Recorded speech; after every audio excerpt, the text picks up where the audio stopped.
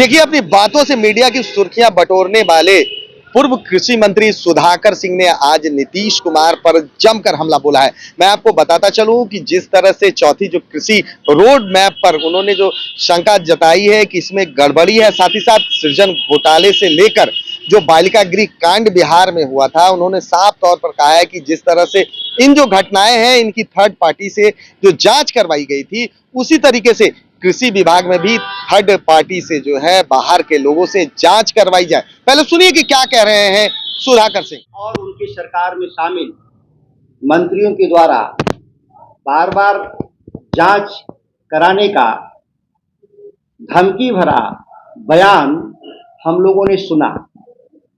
जांच होनी चाहिए, जांच का कौन विरोध कर रहा है, इस बात का सबूत आपके सामने मैं रख रहा हूं। ये पत्र है, जब मैं बिहार का कृषि मंत्री था तो मैंने कहा था कि बिहार में जो पूर्ववर्ती जो सरकार है, पिछले 19 सालों में जो सरकार चलाने का जो काम किया और राजकोष से पैसे की जो लूट हुई थी, उसकी जांच की जानी चाहिए। इस जांच को लेकर के मंत्री के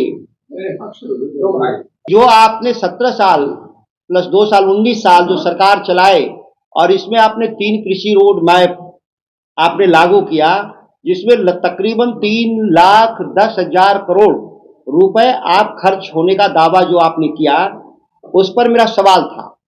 मैंने साफ शब्दों में पत्र के माध्यम से किसी भी मंत्री के अधिकार क्षेत्र का जो सबसे ताकतवर हथियार होता है वो पत्र होता है, जिसके माध्यम से मैंने आदेश दिया कि तीनों कृषि रोड मैप का थर्ड पार्टी से जांच होनी चाहिए, सरकार के द्वारा नहीं। सरकार का जांच सरकार स्वयं क्यों कैसे कर सकती? स्वाभाविक है कि उस जांच का कोई मतलब नहीं, थर्ड पार्टी। और याद करिए, इस बिहार में एक ही बार नीतीश कुमार ने थर्ड पार्टी जांच का आदेश दिया था, बालिका गृह कांड को लेकर के तीस ने जांच किया और तब पूरे व्यापक पैमाने पर लोगों को पता चला कि किस तरह से बिहार में प्रशासन की लापरवाही से पूरा एक सिंडिकेट काम कर रहा था और जिसमें बहुत सारे लोग दोषी पाए गए और जेल गए। सच यह भी है कि जांच अधूरी रही, दंड अधूरा रहा, बाकी बड़ी मछलियां बच गई थी। उसी तरह से इस मामले में भी मेरा कहना था कि थर्ड पार्टी से जांच होना चाहिए। आखिर नीतीश कुमार जी बिहार के मुख्यमंत्री के नाते आपने जांच क्यों नहीं होने दिया? जाहिर है कि जांच जब भी होगा, इसका गले में जो फन्ना मुख्यमंत्री नीतीश कुमार तक जाएगा, क्योंकि उनकी महत्वाकांक्षी परियोजना है, उनके नेतृत्व में यह परियोजनाएं शुरू की गई थी। परिणाम क्या है सबके सामने? बिहार में पिछले एक दशक में 3,10,000 करोड़ के निवेश के बाद भी उत्पादन घटा है, उत्पादन घटा है। बेंचमार्क मैंने विस्तृत रूप से इस नोट में लिखा भी है कि किस वर्ष किस फसल का उत्पादन आपका घटा है। अगर हम टोटलिटी में देखें, एसेंशियल कमोडिटी जो हमारे जिसके क्रॉप कटिंग के आधार पर डेटा बनता है, बाकी फसलों में जैसे सब्जी हो, फल हो, दूध हो, इसमें कोई क्रॉप कटिंग का डेटा कलेक्शन नहीं होता, एक हाइपोथेटिक डेटा होता है। लेकिन जिसमें क्रॉप कटिंग के जरिए डेटा है, उसमें 1 लाख टन का उत्पादन घटा है। सवाल पैदा होता है कि 3,10,000 करोड़ रुपए गए कहां? इसकी जांच होनी चाहिए और जब जांच होगा तो पता चलेगा कि कृषि विभाग के भीतर किस तरीके से सब्सिडी की लूट हुई है, जो सीड दिए गए वो नकली सीड दिए गए, फर्टिलाइजर केवल हम देश के जो एवरेज है कंजम्पशन पर हेक्टेयर उतना नहीं, हम पंजाब के ऊपर जाके कंजम्पशन कर रहे हैं फर्टिलाइजर। और हम धान का उत्पादन, गेहूं का उत्पादन क्या कर रहे हैं? प्रति हेक्टेयर प्रोडक्टिविटी देखा जाए तो पंजाब के मुकाबले आधी हमारी रह गई। इस वर्ष भी पहली बार मक्का का बीज बांटने का एक षड्यंत्र रचा गया विभाग के द्वारा, अधिकारियों के द्वारा। अभी तक बिहार में सबसे ज्यादा प्रदर्शन अच्छा था मक्के का उत्पादन का, जिसमें सरकार का योगदान शून्य था। लेकिन उस खेती को भी बर्बाद करने के लिए, मक्के की भी खेती बर्बाद हो जाए, सब्सिडी के आधार पर मक्का का बीज बांटने का इन लोगों ने खेल रचा और बिहार में सर्टिफाइड सीड की जगह ट्रूथफुल टीएल सीट बांटने का काम किया जा रहा है जो कानून के खिलाफ है। लेकिन वही मैं कह रहा हूं कि अगर ये विभाग के ही लोग जांच करेंगे, बिहार की सीट बांटने का इन लोगों ने खेल रचा और बिहार में सर्टिफाइड सीट की जगह ट्रूथफुल टीएल सीट बांटने का काम किया जा रहा है जो कानून के खिलाफ है। लेकिन वही मैं कह रहा हूं कि अगर ये विभाग के ही लोग जांच करेंगे, बिहार की सरकार ही जांच करेगी, तो फिर अपनी सरकार अपने खिलाफ क्या जांच करेगी? पिक एंड चूज पॉलिसी लाएंगे, अपने लोगों को बचाने का काम करेंगे और कमजोर लोगों को फंसाने का काम करेंगे।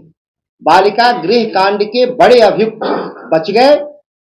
सृजन कांड में जो शामिल लोग थे, जो 3000 करोड़ रुपए का हेरा फेरी कहीं है चर्चा आज बिहार में, उसमें छोटे मोटे क्लर्क लेवल के लोगों का गिरफ्तारी हुई, सभी बड़े अधिकारी और सभी बड़े नेता बच गए। तो मैं मांग करता हूं कि आप इस मामले को, थर्ड पार्टी का मतलब समझ रहे हैं, राज्य के बाहर होता है और थर्ड पार्टी का मतलब होता है सीबीआई भी होता है। फिर भी हम ये नहीं करें कि सीबीआई ही, जिससे जरूरत है जांच कराने का काम करे, तभी जाकर के नीतीश कुमार जी पता चलेगा कि आपने बिहार को किस तरह से मिस रूल्ड किया है और अब लगातार मिस लीड कर रहे हैं राज्य को। जो 3,10,000 करोड़ का ये दावा करते हैं, उस 3,10,000 करोड़ में कृषि क्षेत्र में केवल, ध्यान दीजिए, कृषि रोड मैप है और कृषि क्षेत्र में या कृषि क्षेत्र से संबंधित क्षेत्र, वो गन्ना हो, सहकारिता हो या पशु एवं मत्स्य पालन हो या इस तरह के डिपार्टमेंट जो कृषि से संबंधित विभाग हैं, उसमें मात्र बजट का 28%, 3,10,000 करोड़ में मुश्किल से 1,00,000 करोड़ का निवेश कृषि क्षेत्र में है। 2,10,000 करोड़ रुपए दूसरे फील्ड में जो आप निवेश कर रहे हैं, वह भी कृषि पर, किसानों पर लादने का काम कर रहे हैं, किसानों के साथ झांसा देने का काम कर रहे हैं बिहार का। बिहार के किसानों की असल मांग क्या थी कि हमारा आमदनी लगातार घटता जा रहा है। ये साबित कैसे होगा? आप राष्ट्रीय औसत पे देखिए, जो बजट पेश किया है सरकार ने, कि राष्ट्रीय औसत प्रति व्यक्ति प्रति वर्ष 1,97,000 है, लेकिन बिहार में कितना है? प्रति व्यक्ति प्रति वर्ष 59,000। मतलब हमसे 3.5-4 गुना ज्यादा राष्ट्रीय औसत आमदनी है। तो कृषि क्षेत्र में जब हमारी आमदनी लगातार घटेगा तो प्रति व्यक्ति आय घटेगी। इसके लिए मंडी कानून की जरूरत थी। मंडी कानून को आज देश के किसान मंडी कानून लागू करने के लिए और एमएसपी को लागू करने के लिए पंजाब हरियाणा के किसान बॉर्डर पे धरना दे रहे हैं। भारत सरकार वार्ता कर रही है कि हम आपकी बात सुनने को तैयार हैं, लेकिन बिहार में ये सरकार आज तक मंडी कानून 2006 से समाप्त है, उसको आज तक लागू करने का ये लोग प्रयास नहीं किया, ना ही इनके कान पे कोई जू रेंगा। मैं इस पत्र को मंत्री के रूप में पीठ पत्र के माध्यम से लिखा था कि जो मंडी कानून आपने निरस्त किया है, उसके पुनर्बहाल के लिए कानून आप लाएं, लेकिन आज तक उस पर क्या कार्रवाई हुई? बिहार की जनता अच्छी तरह से भली भांति से परिचित है। यहां तक कि मैंने विधानसभा के भीतर भी मैं निजी विधेयक भी लाया था और 2 बार मैंने प्रेस कॉन्फ्रेंस भी किया। आज तक बिहार विधानसभा में निजी विधेयक कृषि बिल के तौर पे पेश करने की अनुमति नहीं दी गई। हद स्थिति यह है कि निजी विधेयक पेश करने का मौलिक अधिकार विधानसभा के सदस्यों को है। कृषि पर आपत्ति था, लेकिन अन्य मुद्दों पर भी निजी विधेयक पेश करने का लगातार सरकार के द्वारा विरोध होने से विधानसभा के भीतर निजी विधेयक पेश नहीं हो रहे हैं। यह चिंता का विषय है कि पिछले करीब 40 सालों से निजी विधेयक नहीं आ पा रहा है, जिसमें सबसे ज्यादा अपने को लोकतांत्रिक कहने वाले बिहार के मुख्यमंत्री नीतीश कुमार के राज 19 साल में एक भी निजी विधेयक नहीं आ पाया।